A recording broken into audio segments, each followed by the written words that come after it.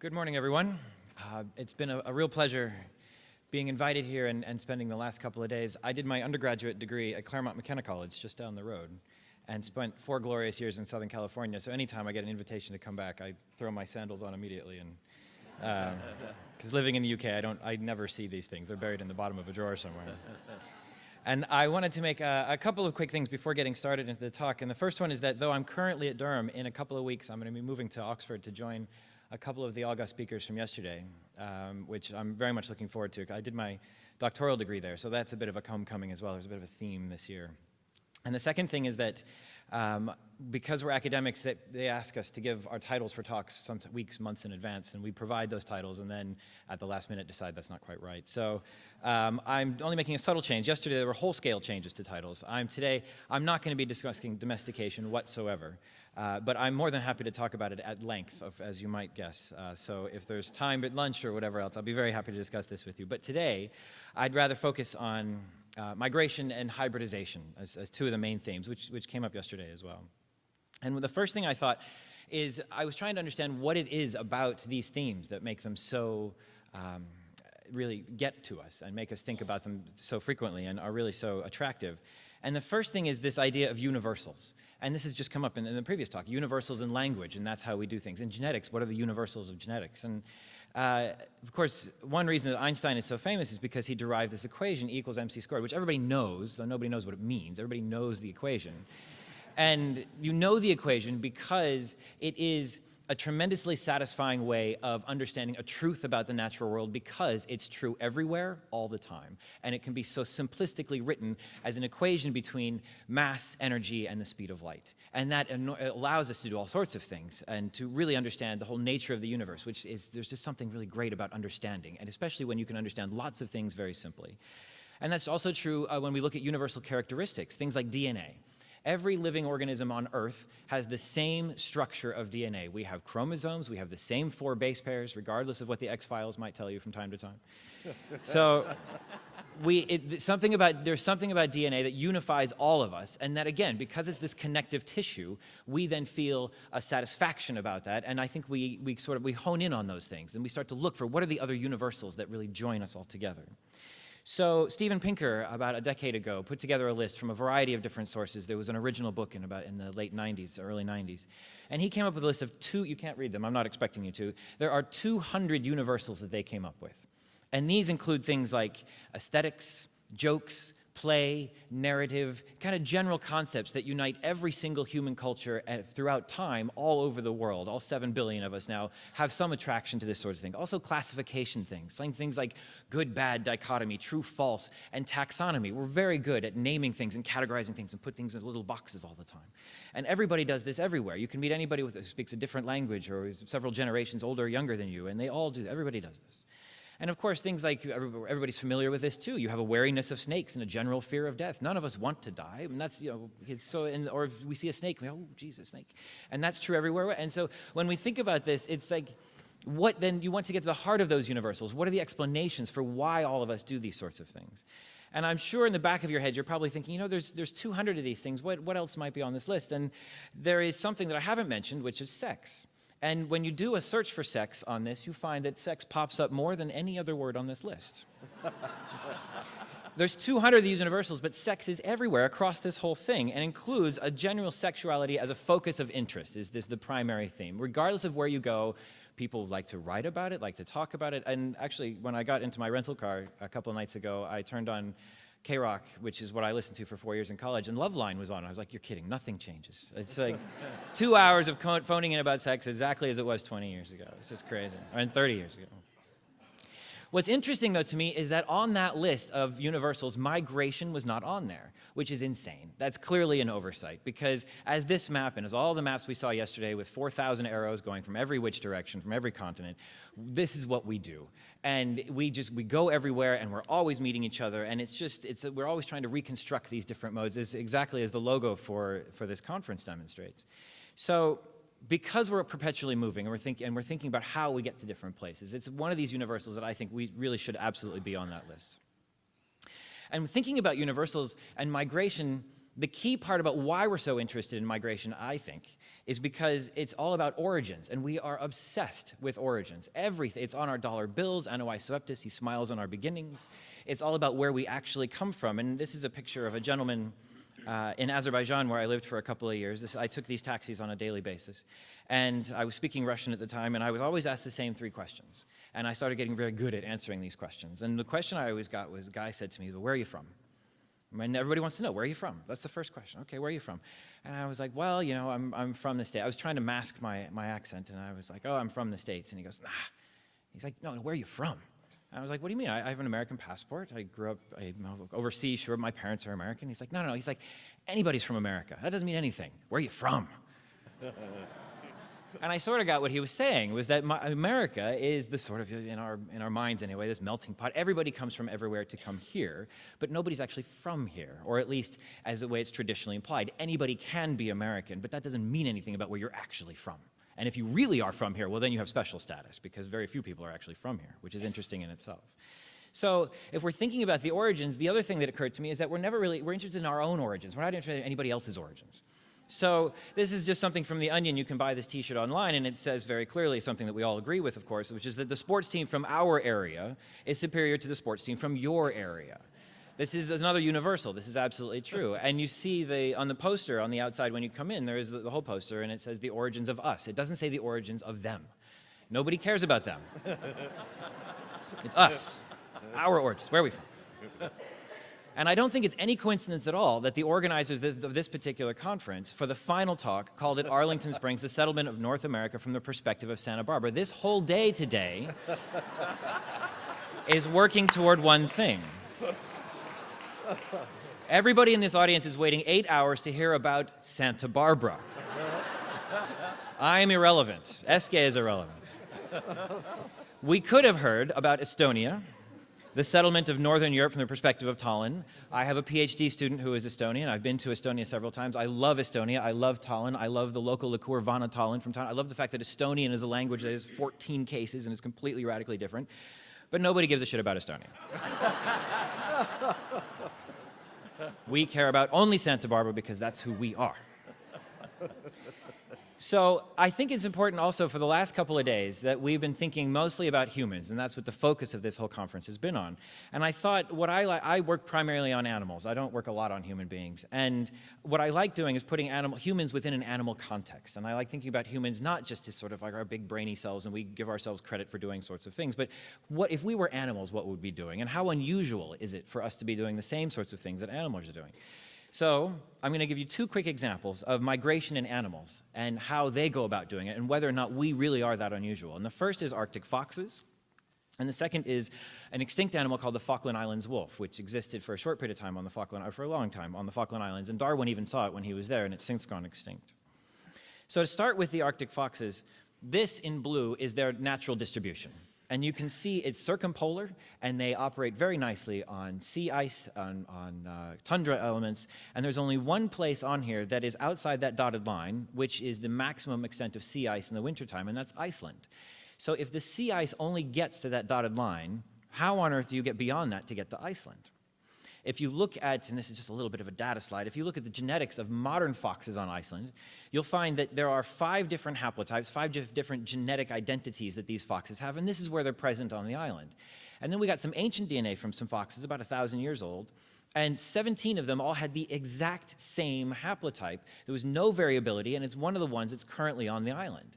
So we started thinking, if that's the case, how on earth do the foxes get here, and what does that mean about the proliferation of lots of different genetic types that are currently on Iceland 1,000 years later?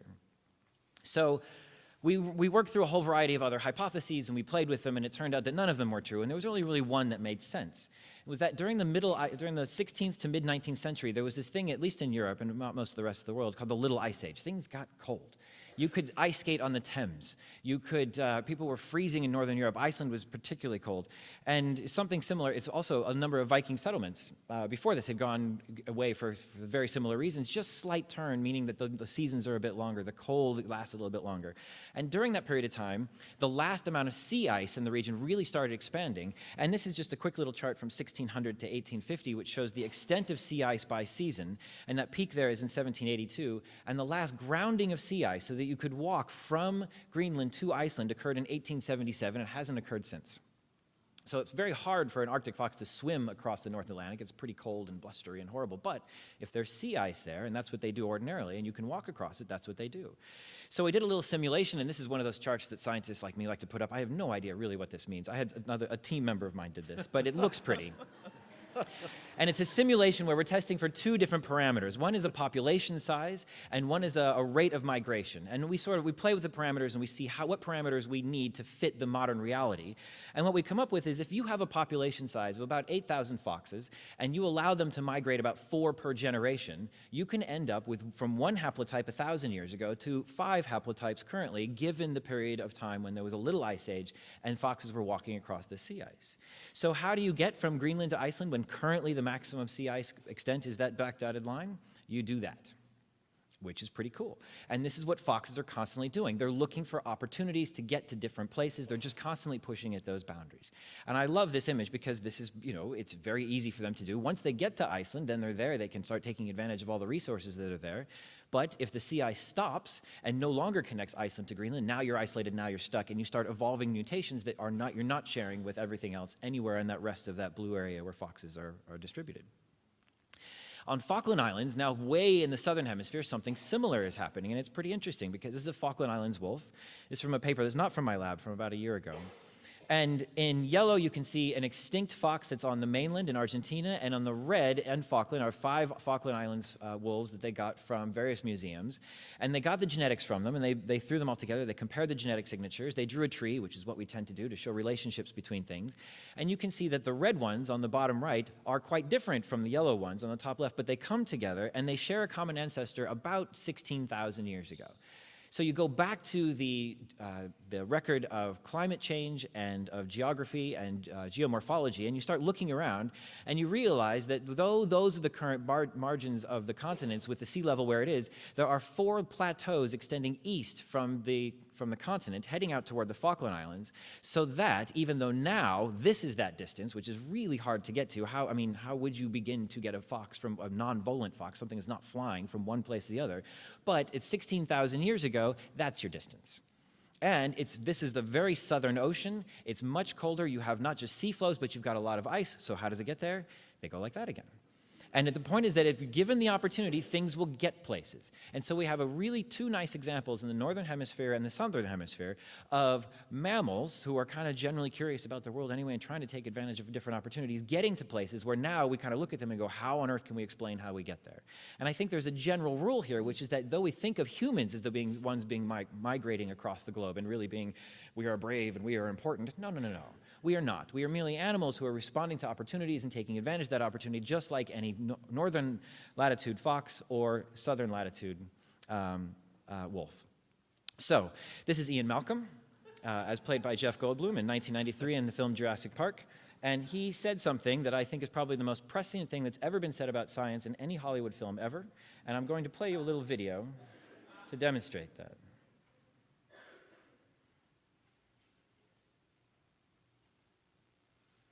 The history of evolution has taught us that life will not be contained. Life breaks free, it expands to new territories, and it crashes through barriers painfully, maybe even dangerously, but, well, there it is. There it is. You're implying that a group composed entirely of female animals will breed? No, I'm simply saying that life finds a way.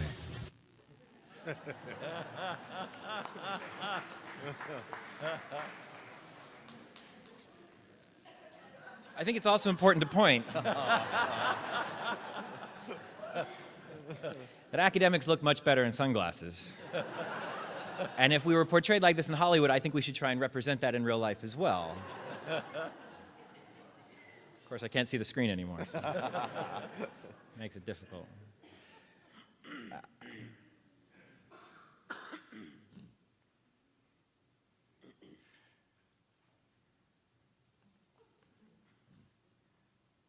So indeed, life finds a way. And it's the that's the important point there, because it really emphasizes that life finds a way. And I was going to get Tom to come up here and do a Jeff Goldblum impression, because he's been doing impressions all weekend, but Perhaps at lunch we can get him to do that instead. So yeah, this is what life does. And again, it's not just us. We are constantly breaking through barriers. We're constantly finding a way to get to new places and to do interesting things when we're there. And it's true not just of us, but all of life on Earth. This is where it's all going. So that sort of idea reminded me of a Madonna video from 1994, and you can probably tell that I just turned 40 this year, so all of my pop culture references stopped when I was 20. The undergraduates, when I teach and I say Madonna from 1994, they go, what are you talking about? And this is only a year after Jeff Goldblum, and this is Madonna video, ironically, or at least really interestingly, entitled Human Nature. And I just had this image in my head when I saw this video. These are 6 people in boxes pushing at the sides, and I think this is a really nice analogy for not just humans, but for life on Earth generally. We are constantly pushing at those barriers, and we're being knocked back frequently, but we always come back. We always come back. We're always just pushing, pushing, pushing, pushing, pushing. And what's interesting about this is how you can pivot on Madonna as well, because in 1992, just 2 years previous to that, she released a highly controversial book called Sex, which is the other point that I wanted to make in this, is that we are taking advantage of opportunities not just geographical, not just geological, not just sort of spreading across landscapes, but in who we meet and what we do when we meet them. And this is the book that Madonna produced in 1992. So I think it's hard to think back, but before 2010, whether or not humans and Neanderthals had ever reproduced, or admixed, as we'd like to say, but really had sex. Whether or not that had ever happened was highly controversial. And it's only now, with the smoking gun of ancient DNA, which demonstrated very clearly that there are parts of our genome that come directly from Neanderthals, that there was, in fact, gene from Neanderthals into the ancestors of non-Africans. In fact, you have to go back a while before you realize how controversial this really was, that there were some bones that were published in 1999 from Portugal. And the authors of this study looked at these bones and they said, these bones are a hybrid. There's a result of a human and Neanderthal mating. And lots of people, this is well before the DNA evidence, lots of people went, are you kidding me? No. So Ian Tattersall, who I believe has spent some time here as well, said, in a response to PNAS, said this analysis is a brave and imaginative interpretation. It is unlikely that a majority of paleoanthropologists will consider it proven. I don't know what you guys do on a daily basis, but if somebody tells you that what you're doing is brave and imaginative, this is not a compliment. Not even a little bit. In fact, it's the precise opposite of a compliment. Even the genetics, when the genetics first got going in the game, people were looking at mitochondrial DNA rather than the nuclear DNA, where you can see matings between different things. Mitochondrial DNA simply comes from the maternal line, and there is no Neanderthal mitochondrial DNA in any human being that's ever been tested on Earth, and that now numbers in the hundreds of thousands. So 2 big papers came out prior to 2000 that said that there was effectively no evidence when you look at mitochondrial DNA of any matings between humans and Neanderthals, or certainly humans and Neanderthals in Europe. And then, of course, in 2000, it demonstrated it was. And then it got even ridiculously crazy that same year, because now not only are humans mating with Neanderthals, who we'd known about for at least 100 years, now we're mating with things we didn't even know existed. So Denisova, what on earth? A pinky bone? Okay, sure. We estimate 4.8% of the genomes of Melanesians derive from Denisovans. As much as 7.5% of the genomes of Melanesians may derive from admixture with archaic hominins, which included both Denisovans and Neanderthals. And then people say, well, okay, now we can do all kinds of things with this. We just take it as read. It went from highly controversial and impossible to prove and brave and imaginative to, yeah, okay, that happened. Just like that. Just like that. And so now people are quantifying it and thinking about it and trying to put it together. So when did it happen? How many times did it happen? Did it happen in lots of places, then go back again? And even more than that, what kind of genes did we get from the Neanderthals? So yeah, we got some cold adaptive genes and some immune genes. Hooray, thank you, Neanderthals. But we also got lupus and Crohn's and smoking behavior and diabetes. Boo to Neanderthals. And it may have also reduced some of the fitness of some of the offspring. There's some evidence for that as well. So, and now what we're looking at, this is a paper from just earlier this year out of David Reich's lab, which we saw yesterday as well. And this is just the state of the art right now, but as Mark Stoneking pointed out, in 24 hours, this will be completely different. Because not only do we have Denisovans and Neanderthals, we've also got potential unknown hominin. My God. We've got ghost lineage. We're having sex with things we don't even know if they exist. It's a hint of something we may have done at some stage. It's all allegations, and nothing's proven. So we started thinking in our lab, we're like, hold on a minute, hold on. We take it for granted now. but should we have ever thought about it was possible in the first place? And what we wanted to do was to try and set up a framework to try and assess the biological plausibility of this hybridization between humans and Neanderthals and humans and Denisovans and whatever ghost lineage happens to show up in relatively near future. So, the first question is, should we have expected admixture between Neanderthals and Denisovans and humans? Is there a way for us to think about whether or not we could have thought this was going to happen before demonstrating that it had? Secondly, could we predict hybridability for hominins that don't yet have an ancient nuclear DNA genome available? Things like Heidelbergensis, things like Floresiensis, or the Hobbit, where people have been trying for a long time to get DNA from, no success yet. Should we, if everybody could, should we predict that we will see evidence of humans having sex with them too? And of course, a $64,000 question that I will have to anticipate, although I'm loath to ask it. How about chimps? How about bonobos? How about humans? So what we did, we decided to set up two different categories of comparison. The first one was we said, let's take pairs of wild organisms, or at least mostly wild, and we'll say, in cases where they can produce offspring, but it's infertile. We took a horse on the left, we take a donkey on the right, and every picture on the internet shows a horse looking like that, and every picture of a donkey looks like that. Donkeys get no love. And that, of course, creates the mule, and the vast majority of mules are infertile. Their chromosome number is not quite right, and a few are, but by and large, you create mules for one thing, and then you just kind of dispose of them at the end. They're not there for mating purposes. And this happens quite a few times with lots of different things. And then a second category, let's look at things that are good species. Nobody questions whether these things are maybe a subspecies or something else. So a wolf and a coyote, two very different organisms, but will and can and do produce offspring that are not just kind of little offspring running around, but are infertile like the mule, but perfectly fertile offspring going back to both the males and the females. So good species, but very good offspring. And then what we did was we thought, okay, let's try and look at the mitochondrial distance between the two of them and see if we can make a prediction about whether or not the distance at the mitochondrial level predicts one of those two things. Now, if you're a geneticist, you're looking at me and you're saying, Gregor, that's an idiot. You're an idiot and you should never be able to do this, and that's ridiculous. And I would say you're absolutely right.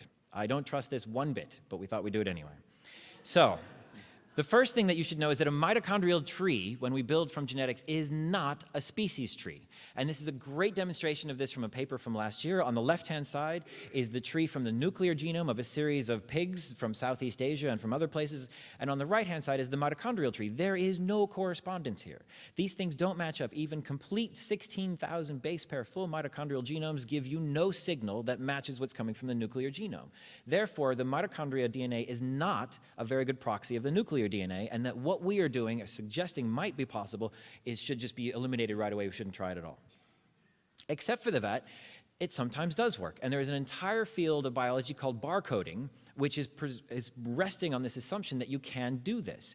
A paper from a few years ago said that actually closely related sister species of birds, at least, the very minimum, can be identified reliably by barcodes of mitochondrial sequences. So contrary to recent criticisms, a single DNA barcode is a rapid way to discover novel lineages. So you can use fragments of mitochondrial DNA at least to give you some hints about some things that are happening at the nuclear level. So we set the framework up, and much to our surprise, it works. And I'm still highly uncertain about this. I'm skeptical about this. So if any of you think of a reason why this is not true, we won't publish it. We haven't. This is still a work in progress. And what we find is that we've colored all of the pairs of organisms in green that can produce offspring that are perfectly fertile, and all the organisms that can produce offspring but with limited fertility in orange. And we put the non-primates on the left, and we put the primates on the right. And you can see we've got very nice clear water between the two. It's almost as if we can. If you tell me, give me two sequences of organisms, I can predict for you whether or not those two organisms will be able to produce offspring at all, and whether or not that offspring will be fertile or infertile. So, where do humans and Neanderthals and human Denisovans fall out on this? There.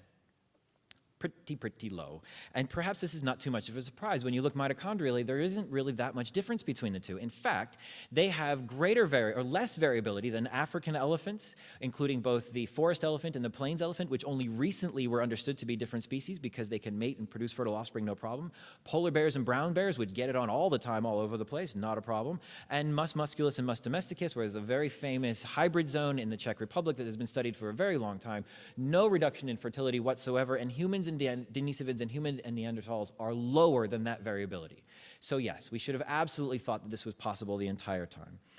The orange one that's on there that I haven't mentioned, that's bonobos and chimps, which are also closely related, but seemingly, and there is a paper coming out about hybrids between bonobos and chimps, but our study would suggest that they would have some reduced fertility. How about the next one? Well, heidelbergensis. We have a mitochondrial genome of heidelbergensis, but we don't have a nuclear genome yet. But were we able to get one, we think that if humans and heidelbergensis were in the same place, they're doing it. There's no question. And they're doing it, and we will probably find an echo of that genome in ours as well, because they are even lower than some of the Neanderthals and the Denisovans. Which then leads us to believe, okay, well, what about humans and chimps and humans and bonobos?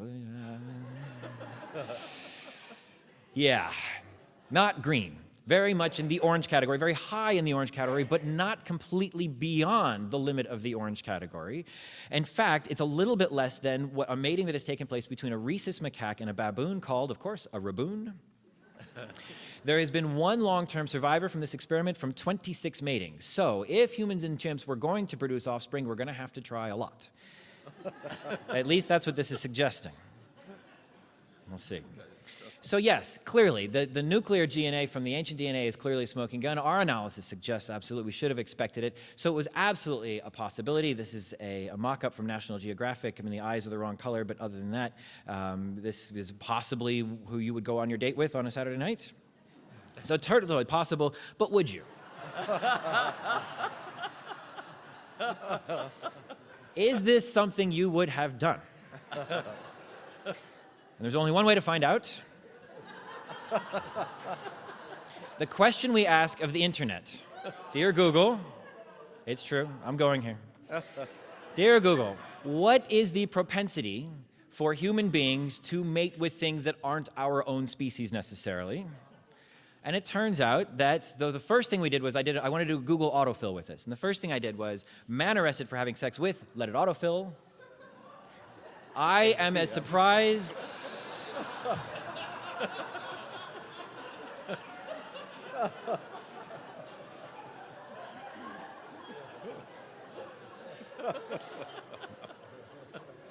There's several disturbing things about this list. First, I'm surprised that ATM is the top of the list. And second, if you're going to pick any breed of dog.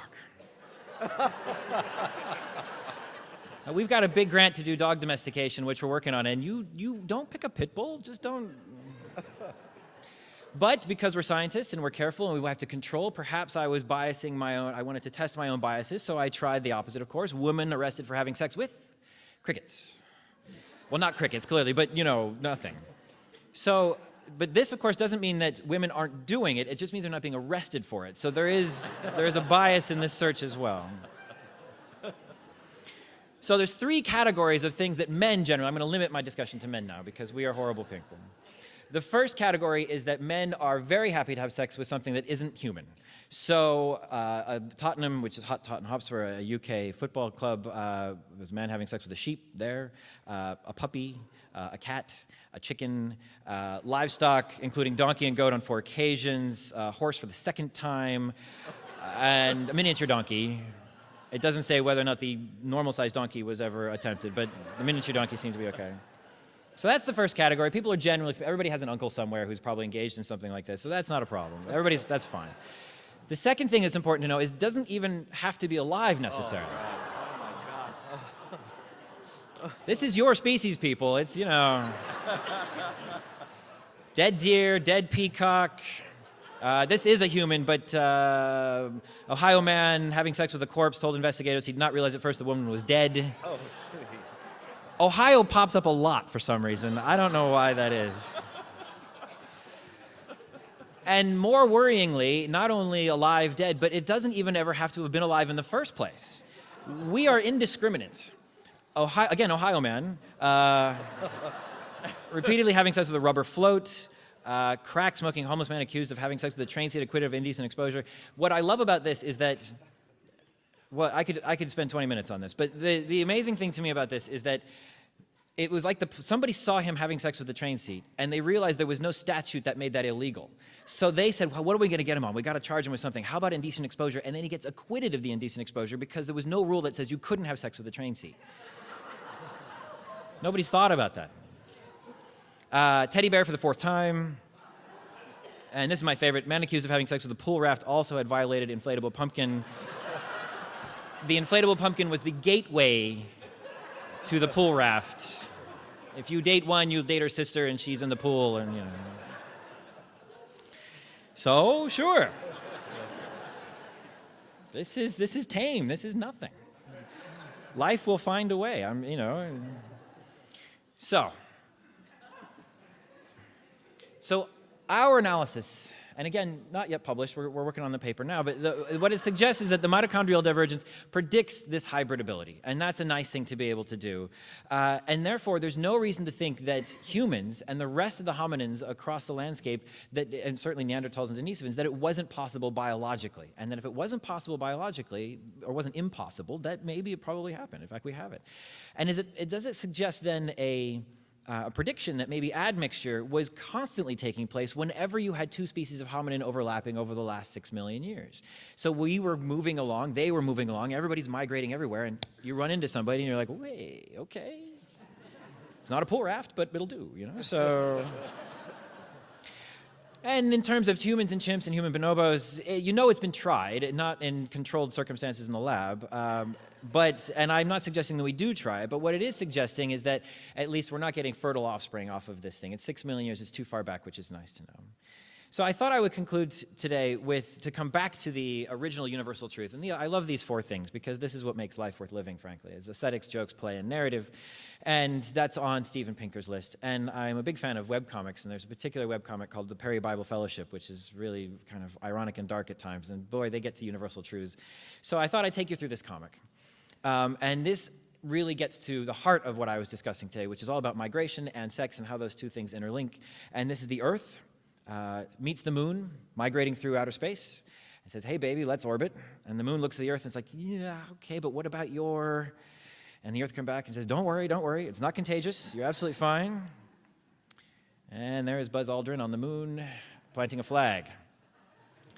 So this suggests that humans, we are not afraid to migrate, we're not afraid to have sex, and that really we are an interplanetary sexually transmitted disease. And that if we go to Mars, whatever we find there, better look out, because we're coming.